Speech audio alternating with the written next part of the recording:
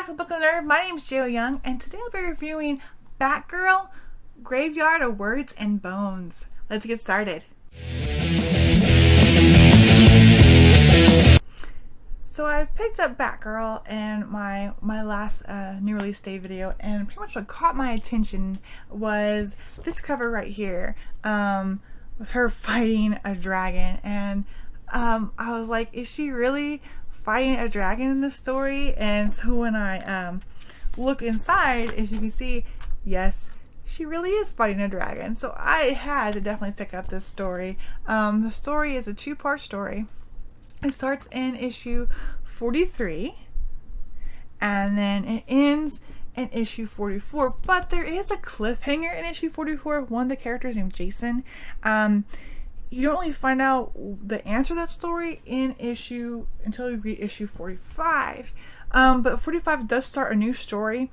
So like the whole story is self-contained pretty much in those two issues, except for that one question about that character. And if you want to know the answer to the character, what happened with his character, then you have to read 45 to get that answer. So pretty much what this story is kind of starts off in this one. You have this lady being attacked by these mystical creatures, and Batgirl comes to the rescue and stops these creatures, and they leave through a portal. That's when then we have the story split into two different stories. The one where inside the portal and the one with Batgirl. So I'll start with the inside the portal first. And so inside the portal we meet the writer, and he has this power to has this power, and he created his world that he wrote in this alternate reality, and he creates these characters, and everything he thinks it or writes it, it has come to be, and he's made his Unearth, and he is struggling to create someone to share it with. And you see several different versions of queens he has created, but they seem to the characters fall flat, and unfortunately they are disposed of and killed, and they're thrown in a scrap room with other character parts.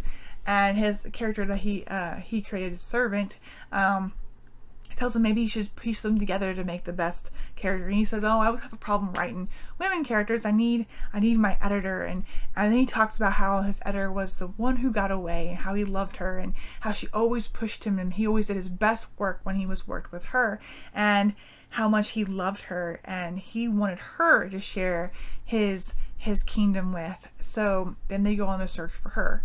So then we go to Batgirl's story, and after the lady runs away from Batgirl because she's scared of her, so she decides she'll go as Barbara Gordon to give her back her thing. So she picks up her bag and checks her license, and then she discovers the book 1 of the Unearthed series, and she dives into it, and she mentions that it was nice to read something without a whole bunch of technologies, a clear line of good versus evil in the story, since after being Oracle, or I guess everything was very difficult for her, so it was nice for her to escape into this book. And you see her reading it throughout several days.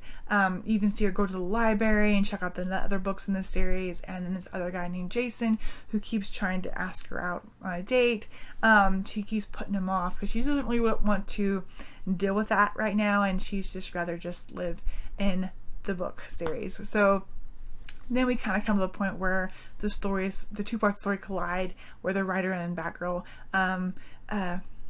meet, and we get our first scene here with them in the portal, and then she gets in the portal and fights the dragon in the second one. And I won't go into how that happens or what's going on there because I don't want to spoil it, but I thought it was really fun. They did a great job of kind of bringing in those fantasy elements that you think of when like a quest, and Batgirl goes on this little mini quest and has to come to terms with love and to help defeat the dragon. And it was funny, and it was also, I thought, was a really entertaining story.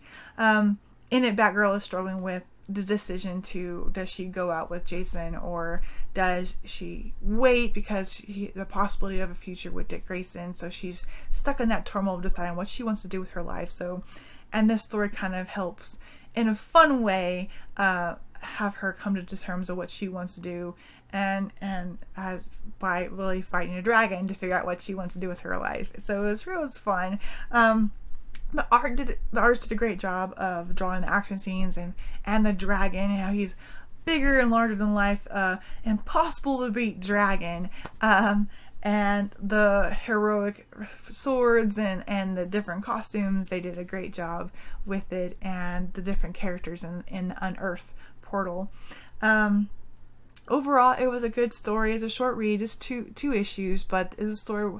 It didn't need to be any longer than that. It was perfect the size it was. It only needed to be 2 issues, and like I said, it ends in issue 44. And only thing that if you want to know what happened to Jason's character at the end, then you would want to pick up issue 45 to find out that answer.